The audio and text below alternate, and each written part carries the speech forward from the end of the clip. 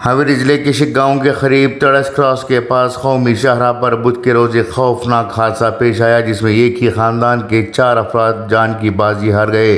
यह हादसा तिम्मापुर गांव के करीब पेश आया जहां 2 तेज़ रफ्तार कारों के दरमियान आमने सामने की टक्कर हुई। बेंगलुरु से ताल्लुक़ रखने वाले मुतासरीन में वालिद, वालिदा और इनके 2 बच्चे शामिल थे। हादसे की तफसीलात के मुताबिक पुलिस के मुताबिक तेज़ रफ्तारी के बाद 2 कारें एक दूसरे से बुरी तरह टकरा गई। एक कार में मौजूद 2 अफराद मौके पर ही दम तोड़ गए, जबकि 2 दीगर शदीद जख्मियों को फौरी तौर पर हुबली की किम्स अस्पताल मुंतकिल किया गया, जहां दौरान इलाज वो भी जाँ बहक हुए।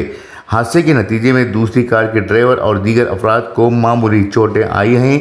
पुलिस का कहना है कि हादसे में कार मुकम्मल तौर पर तबाह हो गई।